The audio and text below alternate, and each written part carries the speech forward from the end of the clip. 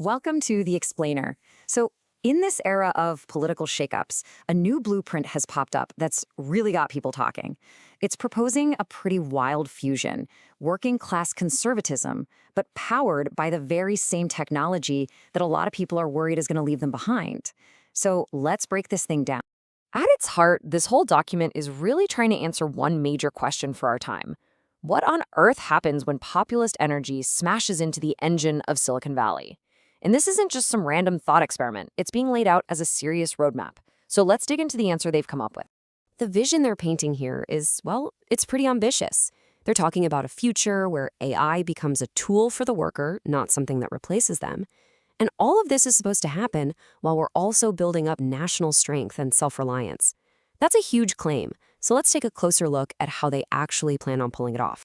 All right, let's really get into this blueprint. It's basically built on two main ideas, and they're totally intertwined. The first one is a whole strategy for grabbing hold of artificial intelligence and using it. And the second one is a plan for building up resilience, both for the country and for individuals.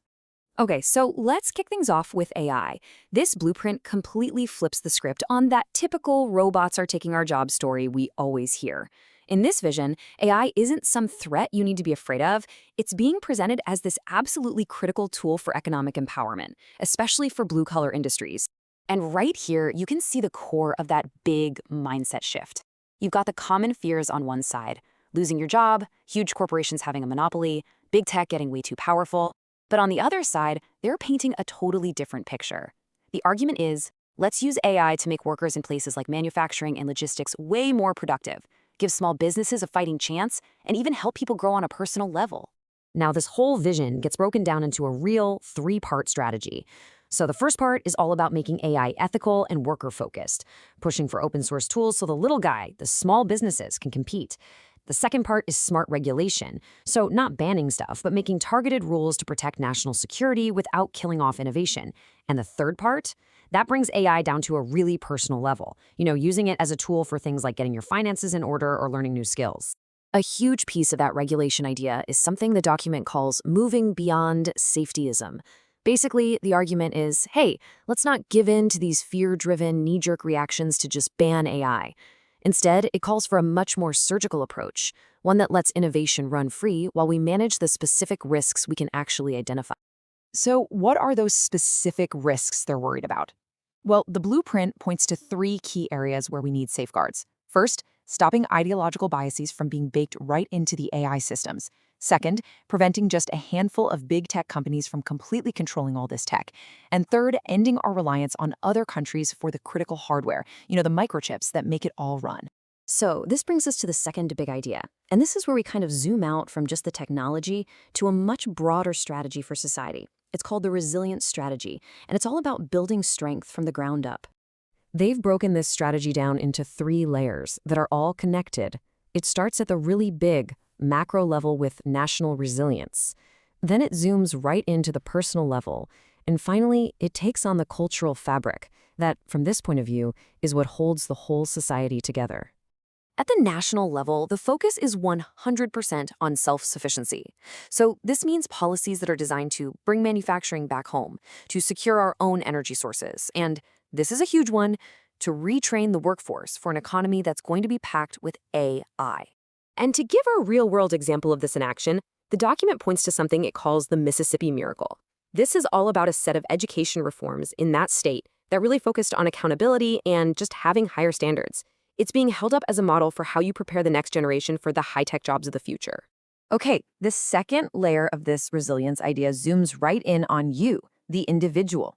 And the argument here is that in a world that's changing so fast, just having job skills isn't going to cut it anymore. People also need what you might call life skills, things like emotional intelligence, financial know-how, and just being mentally flexible enough to roll with the economic punches. And that brings us to the final layer: cultural resilience. This part of the blueprint is all about actively using technology to make our societal values stronger. The ideas here are pretty wide-ranging, from protecting families from addictive social media algorithms to making sure that basic principles, like freedom of belief, are actually protected in our new digital town squares. So, okay, that is the grand vision, but how do you take all that and actually make it happen? How do you get from theory to practice? Well, the document lays out a very specific action plan that turns all these principles into a set of real world priorities. And this action plan covers a lot of ground, touching on 4 key areas. First, it calls for getting back to merit-based education. Second, it's for a kind of capitalism that has some populist protections built in, like tariffs to help out domestic workers.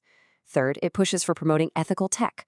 And finally, it suggests using decentralized networks, everything from social media to local neighborhood groups, to coordinate all this action from the bottom up. And this action plan has a very clear political target. It straight up calls for supporters to throw their weight behind candidates in the 2026 elections, specifically candidates who champion this unique blend of AI innovation and national resilience. You know, this quote just perfectly captures the spirit of the whole document. The message is crystal clear. This is not about sitting around and waiting for some leader to show up. It's being framed as a call to action for a grassroots, worker-led movement to get out there and actively build a different kind of future.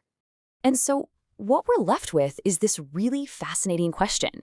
You have this blueprint trying to merge the raw energy of working-class populism with a really forward-thinking, full-on embrace of AI. Can this unlikely marriage actually create a whole new path in politics? Honestly, that's a question that is probably going to be shaping our political conversations for a long, long time.